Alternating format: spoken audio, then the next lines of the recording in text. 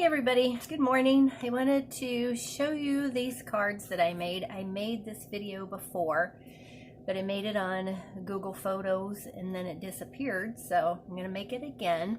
I want to show you this. It's a really fun fold card, and the reason I wanted to do a new video is I want to highlight the Stamparatus, which is one of my favorite tools that Stampin' Up!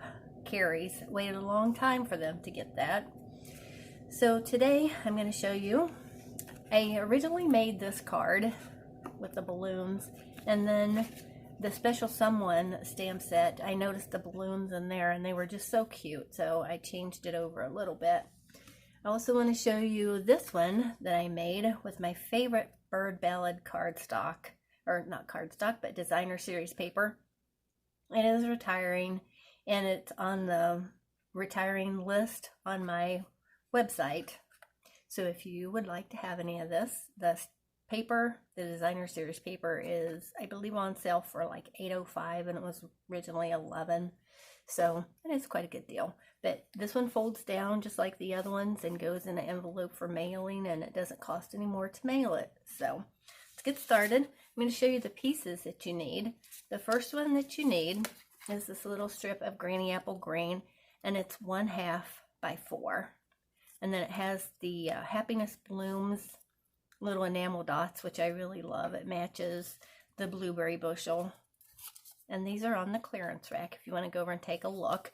It's at www.donnakaufman.stampinup.net. You can look at the clearance rack, which have got a lot of nice things on there.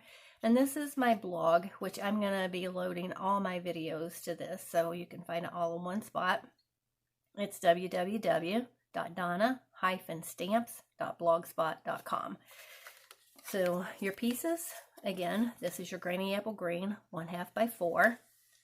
The next one that you're going to need is Granny Apple Green, and it's 3 3/4 by 5 1/4. You need 2 pieces of this for one card. Whisper White, 3 1/2 by 5, and you need 2 pieces of this for one card. 1 piece of the Blueberry Bushel, cut at 2 1/2 by 3 1/4, and then a piece of Whisper White, which is going to layer right on top of that, which is 2 1/4 by 3. Then for the mechanics of your card, to make it stand up and be a fun fold, you're going to need this piece of Granny Apple Green, which is 2 3/4 by 5 1/2. You're going to score it at 1/2 and then again at 2. So you need 1 piece of this Granny Apple Green. For the card base itself, you need the Blueberry Bushel, and it's cut at 4 by 11. You score it at 1/2, 2, 4, and 5 1/2. And then this is what makes the box for your card. So it's pretty cool. I like this card a lot. So let's get started. We're going to put these to the side. I'll just put them right there. We're going to bring in the Stamparatus. And this, you do need some stamp cases. And this props up your pieces. Sorry, my my magnets. You do want to keep these away from each other, and it does say on the website, if you have a pacemaker, these magnets might interfere with that. So they are very strong. You don't want to put them together because they will crack if they run into each other, and they can pinch your fingers in there. So that does not feel very good. Ask me how I know. So you're going to need your pieces of Whisper White. You're going to put them right in here. And you can do these at the same time. That's what I love about this card. You can do the front and the back at one time. So put your magnets right down at the bottom to hold them in place. And if you notice, I do write on my acrylic plates, and you can clean this off with alcohol. Just put alcohol on a paper towel and just wipe it off. It comes right off, and then you're ready for next time. So what I do is I use my Stampin' Spots. Stampin' Up! Has these, and they come uninked, and then you just add your re-inker. And I use some painter's tape just to hold them together while I'm using them, so the tops don't come off and they don't dry out. So you have your Granny Apple Green and your Blueberry Bushel, and I've inked these up, and you don't want to over ink them when you get them, just enough so you still can see a little bit of the white around the edges, and that's plenty. If you need to, you can add, but it's hard to take away. It's just like cutting your hair, you know, take too much off and then you can't put it back on. So I'm going to pull this down so hopefully you can see what I'm doing. So this one has the green ink. I did ink them up wrong the last time, so I had to try again. So you just dab or tap. And the great thing about this is if you don't get enough ink on the first time, you can just always add more and get it as dark as you want. So you just keep adding that, and you just want to press it down. See, that one, for some reason, it doesn't want to catch the ink. I'm not sure why, but just ink it up again. I have to clean that off. That's probably what the problem is. Sometimes when that happens, that's what your issue is. You just need to clean your stamps, because sometimes these have little bits of the rubber left on them from when they were made. I like to ink this one up a little bit more. So put the lid on that so I don't get it on my shirt. So then you just want to ink up the blue, and this creates the dots. You can move your stamp case around so that gives you plenty of support underneath when you're dabbing the ink on. So you just want to bring this over. And if you want your dots darker, you can just add more ink. And then the great thing about this is you can use both sides of your platform. So what you do is you just want to pull straight up, flip it over, and then I have make a at the top.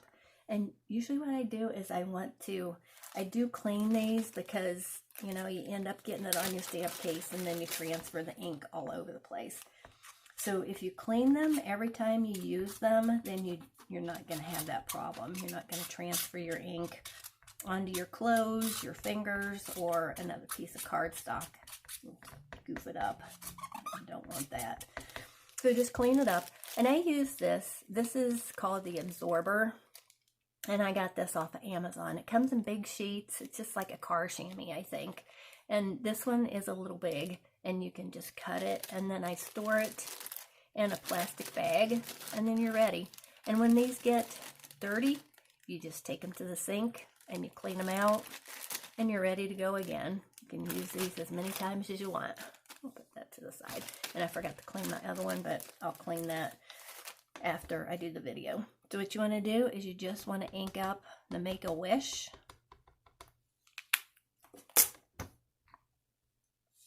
Just stamp it. Pretty cool, right? I like it. So we're going to take these off here because we're going to put them on the card.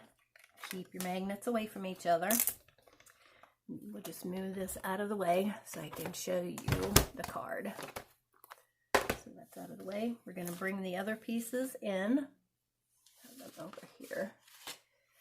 So the first thing you want to do, because sometimes I forget, you want to take your green background piece and you want to layer the white right on top of it. So then you're ready to go.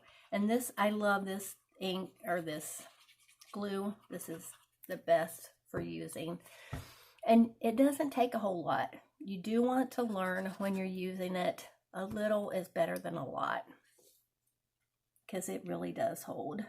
You don't have to worry about your cards falling apart.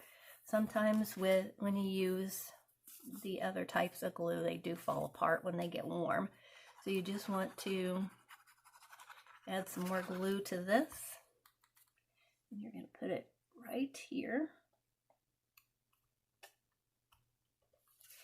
And another thing about it, sometimes if you don't get it exactly where you want, you can just reposition it, but you want to do that fairly quickly because it doesn't give you a whole lot of time before it grips to the paper, and then you can't do it.